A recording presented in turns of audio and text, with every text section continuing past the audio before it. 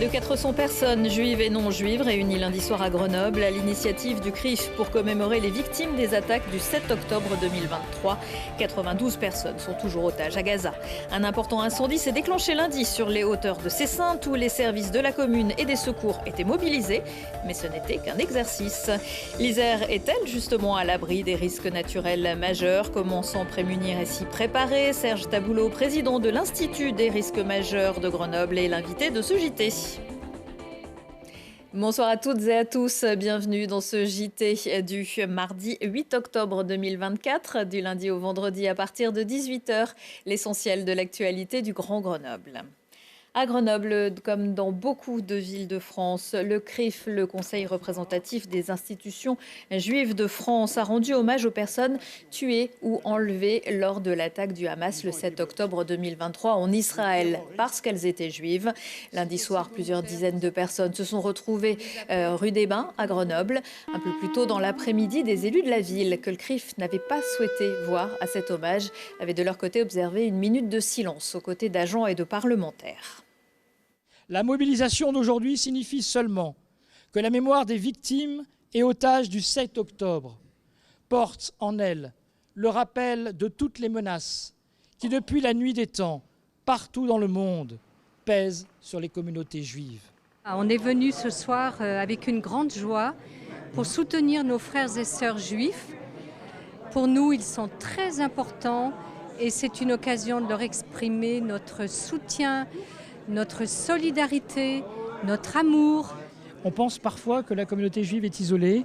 On a vu ce soir que ça n'est pas le cas, que les autorités sont présentes, que beaucoup d'élus sont présents, que les responsables associatifs, religieux sont présents à nos côtés. Et je crois que ça fait beaucoup de bien aux membres de la communauté juive de se sentir aussi épaulés dans une période aussi difficile. Et je suis venue pour commémorer le 7 octobre 2023, pour qu'on pense encore aux otages. La présence policière était là déjà avant le 7 octobre. Elle s'est malheureusement renforcée. Nous sommes en période de fête et elle est aujourd'hui quasi quotidienne. Pour eux, actuellement en France, il y a une grande souffrance, il y a une grande peur et les Juifs se cachent. Amen. Ce mardi matin, un homme de 30 ans suspecté d'apologie d'actes de terrorisme a été interpellé à son domicile de Moirans. Sa garde à vue a été levée dans l'après-midi, mais son matériel informatique conservé pour être étudié. Yanis Arabe, présenté par son avocat comme doctorant en histoire et auteur de plusieurs ouvrages sur la Palestine, devait participer en décembre dernier à une conférence finalement annulée par la préfecture. La députée LFI Sandrine Nosbé a estimé qu'il s'agissait, je cite, d'une nouvelle répression de la parole de ceux qui dénoncent la guerre du gouvernement d'extrême droite israélien. Fin de citation. Pour assurer la sécurité des Jeux olympiques et paralympiques, d'importants moyens avaient été mis en œuvre, notamment avec l'engagement de la brigade olympique de l'armée de terre. À sa tête, le général Qatar, commandant de la 27e brigade d'infanterie de montagne basée à Grenoble. Une mission singulière et très positive. En fait, c'était nos 4e Olympiades, finalement, après 1924, 68, 92. Nous étions dans cette aventure de 2024, aux côtés des forces de sécurité intérieure, aux ordres du préfet de police de Paris et du gouvernement militaire de Paris. Et donc, nous avons en fait densifié l'opération Sentinelle, qui est une opération bien connue des Français. Mais ensuite, il y avait des spécificités par rapport aux Jeux, avec des sécurisations de sites particuliers, emblématiques, comme le golfe de Guyancourt, le château de Versailles, le stade nautique de Vers-sur-Marne. C'était la première fois qu'un état-major de brigade était déployé dans le cadre de l'opération Sentinelle. Du fait de la particularité des Jeux, ça a parfaitement fonctionné. Nous avons pu bien aider le gouvernement militaire de Paris a commandé l'ensemble de l'opération. Donc il y avait toute une logique de sécurité dissuasive sans être trop pesant. Voilà. Donc ça a fait l'objet de travaux avec nos partenaires des forces de sécurité intérieure. Et en fait, il y a eu une attaque le 15 juillet, une attaque au couteau contre une de nos patrouilles. Donc une attaque violente qui était là pour tuer un de nos soldats. Donc l'individu qui était un déséquilibré a été interpellé parfaitement avec une maîtrise de la force remarquable qui a été soulignée par par les autorités policières et judiciaires sur place. Et puis pour que notre soldat a été blessé, mais a repris la mission assez rapidement après avoir été soigné. Il a voulu rester sur place, même s'il était en convalescence, et il est resté jusqu'à la fin de sa mission mi-août. Voilà.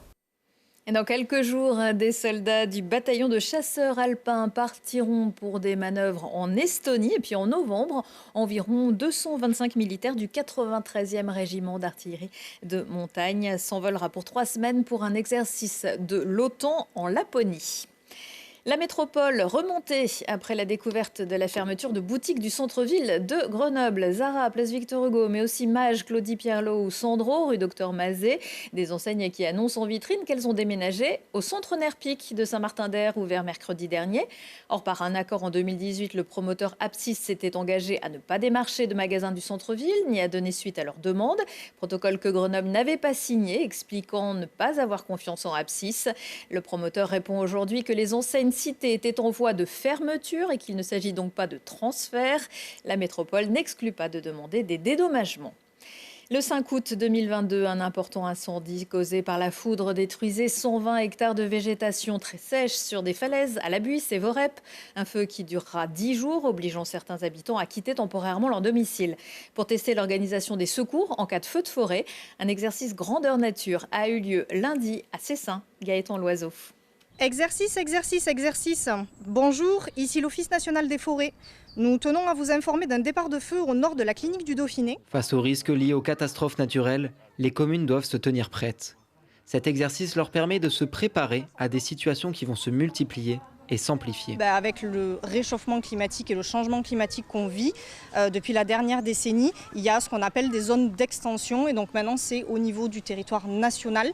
Et donc l'Isère en fait partie, donc il y a des moyens qui sont dégagés pour ce genre de département. Aujourd'hui, c'est en haut de Cessin qu'il y a un feu. Alors direction la mairie où une cellule de crise a été construite. Tous les agents découvrent le scénario de cet exercice de sécurité civile. L'objectif, tester les différents dispositifs d'alerte de la population, mais aussi l'organisation de la commune. J'ai d'ailleurs un appel en direct. Voilà. Vous voyez, ça c'est les pompiers, je suis désolé, en direct de Fabrice Hugelet, maire de Cessin. Oui, bonjour capitaine. Je répète pour vos propos pour l'ensemble de la cellule, le feu progresse vers le sud-ouest. Et devant les agents, le maire annonce l'évacuation d'urgence, s'il vous plaît. L'évacuation d'urgence de la clinique du Dauphiné est à envisager. Maintenant, il doit se rendre au second poste de contrôle monté, lui, par les pompiers et se situant non loin de la zone d'incendie. C'est ça. Nous, on va mettre des moyens pour protéger les habitations. C'est pour ça qu'on voudrait qu'il y ait le moins de monde possible dans cette zone. D'accord. Donc on évacue tout le monde en fait. On évacue la patientèle de la clinique et puis la quinzaine de personnes qui est directement exposée au feu qui progresse. C'est ça. S'il faut évacuer des personnes, il faut être en capacité de les accueillir. Les équipes de sauveteurs arrivent donc au gymnase pour préparer le bâtiment à recueillir les sinistrés. On va mettre en place notre dispositif à l'intérieur du gymnase avec des lits, des couvertures, éventuellement des kits hygiène. La crue hors norme à la Bérarde montre que les événements climatiques redoublent d'intensité ces dernières années sur le département. Selon un récent rapport de l'ONU, ces risques naturels ne sont qu'un avant-goût de l'avenir. Voilà pourquoi il est important de s'y préparer. Avec une température moyenne de 16,17 degrés, le mois de septembre 2024 a été le mois le plus chaud jamais enregistré sur Terre, selon l'Observatoire européen Copernicus, ce qui a provoqué des précipitations extrêmes. Même si l'ouragan Milton, qui s'apprête à frapper la Floride, semble loin de chez nous, aucun territoire n'est à l'abri d'un événement exceptionnel. Et l'Institut des risques majeurs de Grenoble travaille depuis longtemps avec les collectivités pour faire passer le message, notamment au travers du Résilience Tour qui se déroule cette semaine. Une façon non pas de prédire l'avenir, mais de s'en prémunir. Et pour en parler, je reçois non pas Madame Irma, mais Monsieur Irma. Bonsoir Serge Taboulot. Bonsoir. Vous êtes donc le président de l'IRMA, l'Institut des risques majeurs, une structure créée en 1988 par le volcanologue Haroun Tazieff et le département de l'Isère. Ce mardi, l'Isère était placée par Météo France en vigilance orange, pluie, inondation. Ça vous a peut-être frappé ce matin notamment. Vous qui êtes aussi l'ancien directeur de Météo France, Grenoble, est-ce que ça voulait dire, cette vigilance orange, qu'il fallait rester sur ses gardes ? Bien sûr, et c'est d'ailleurs tout l'objet, je dirais, de notre action au niveau de l'Institut des risques majeurs, c'est de se préparés à faire face à ces risques qui, c'est vrai, dans notre nouveau climat, deviennent plus fréquents et souvent plus intenses qu'auparavant. On a vu tout à l'heure la collectivité de Cessin s'entraîner à des risques et ça fait vraiment partie de l'ADN de l'Institut d'entraîner les collectivités à faire face. C'est aussi un des objectifs de ce Résilience Tour qui se déroule cette semaine ? Oui, l'idée est très simple. Il y a, je dirais, l'idée de minimiser les risques de catastrophe, c'est-à-dire que face à ces événements naturels ou technologiques, ou combinés d'ailleurs, qui se multiplient, eh bien, l'acculturation des populations et des élus en charge de la sécurité fait que on diminue l'impact de ces événements un peu hors normes que l'on voit tous les jours à la télévision. Voilà, alors il y aura un certain nombre d'événements encore toute la semaine. Alors en Californie, il existe cette culture du risque avec la faille de San Andreas près de Los Angeles, le fameux Big One, ce gros séisme qui pourrait frapper cet État. Tout le monde sait ce qu'on doit faire en cas de tremblement de terre là-bas. Est-ce que c'est le cas en France ? Est-ce qu'il ne faudrait pas s'en préoccuper un peu plus ? Oui, sans doute, parce que notre culture de risque est plutôt liée, surtout ici à Grenoble, aux risques liés à la montagne, aux éboulements, aux risques d'inondation avec l'Isère, le Drac et tous les torrents qui descendent de nos montagnes autour de Grenoble. Le risque de sismique est bien présent. On est dans la zone française de niveau 4, c'est-à-dire le risque le plus important sur le territoire français métropolitain. Et sans doute, on manque un peu des bons réflexes qui consistent tout simplement à ne pas sortir de chez soi et à se positionner sous une table, par exemple, pour éviter les chutes en cas de séisme. Voilà, et même à l'école en Californie, tous les petits Californiens partent au début d'année avec leur sac, avec de quoi survivre, entre guillemets, pendant 1 ou 2 jours en cas de problème. Plusieurs images nous ont frappé cette année, on l'a dit, on va le redire, évidemment, cette crue du Vénéon en juin. Ça, oui. C'était imprévisible. Alors, c'était effectivement peu prévisible parce que cette crue du Vénéon et cette catastrophe de la Vérarde a été franchement la conjonction de plusieurs phénomènes, des très fortes pluies sur le massif de l'Oisans qui s'associaient avec une fonte de neige encore présent à cette période, et sans doute la vidange d'un lac glaciaire. Et il a fallu cette conjonction très peu probable pour arriver à la catastrophe que l'on a vécue. Heureusement, on peut le souligner, tous les acteurs de la crise ont très bien géré cet événement hors norme et d'un aléa, je dirais, si improbable, ça ne s'est pas traduit en catastrophe parce qu'il y a eu évacuation du hameau de la Bérarde. Et franchement, on peut féliciter tous les acteurs de sécurité civile à propos de cet événement. Oui, il n'y a eu aucun blessé, mais finalement, les choses dramatiques comme celle-ci, elles arrivent par ces conjonctions de choses improbables. Parce que ce qu'on peut prévoir, ça n'arrive pas. La catastrophe n'arrive pas. C'est ce que j'appelle la loi de la tartine beurrée, c'est-à-dire qu'une conjonction de plusieurs événements, et dont certains, en particulier les événements naturels, sont plus probables, conduit à une catastrophe. Si elle est bien gérée, on minimise les conséquences. Par contre, on ne peut pas se prémunir de tout, et c'est tout à fait le message du Résilience Tour qui va d'étape en étape, en Tour de France, je dirais, un petit peu démythifier ces risques pour expliquer que ça va arriver de toute façon, ça arrivera, et donc il faut avoir les bons gestes et les bons réflexes pour s'en prémunir. À la Rivière aussi, une autre commune iséroise, au mois de juillet, une carrière s'est effondrée. Alors évidemment, c'était une carrière fragilisée par la main de l'homme, mais là encore, les phénomènes météo entre sécheresse et inondation n'y sont pas pour rien. D'ailleurs, il y a encore des pierres qui continuent de tomber. Il est en effet très probable que l'effondrement de la rivière soit lié aux précipitations abondantes de ce printemps. Ce genre d'événement, il n'est quasiment pas prévisible au jour et à l'heure à laquelle ça se produit, contrairement à des événements météorologiques. Par contre, l'idée dans ce cas-là, c'est que ça devient une catastrophe économique, tout simplement, parce qu'on coupe une voie de communication extrêmement importante en Isère.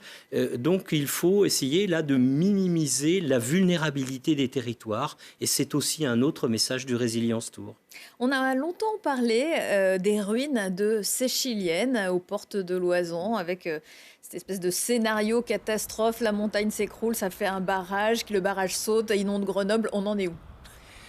Je dirais qu'on en est à la même analyse. Par chance, ce scénario catastrophe ne s'est pas produit, mais ça ne veut pas dire qu'il est totalement improbable non plus.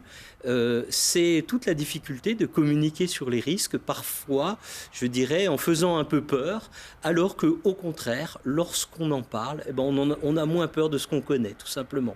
Alors ce mardi soir, le Résilience Tour nous propose une soirée débat au Pâté Chavant autour de la projection du film Le jour d'après, sorti en 2004. Il en sera également question mercredi à la Casemate. Est-ce que ça pourrait arriver le jour d'après ? Alors, scientifiquement, le scénario est un film catastrophe, je dirais, d'invention hollywoodienne. Donc, il n'a pas une grande valeur scientifique. Par contre, il fait passer un message très fort, c'est que le climat est fragile et que nous avons pour mission aussi de faire face à ces caprices devenus tellement imprévisibles que plutôt que le monde d'après, je dirais, ou le jour d'après, c'est plutôt un monde inconnu, celui de notre nouveau climat. Voilà, et je précise que cette soirée est gratuite. Merci beaucoup, Serge Taboulo. Oui, venez ce soir à 20h au Pâté Chavant, voilà. C'est gratuit. Et comme le monde est bien fait, dans un instant, retrouvez la météo. Retour de l'actu dans 1 heure et en replay sur télégrenoble.net. Excellente soirée à tous.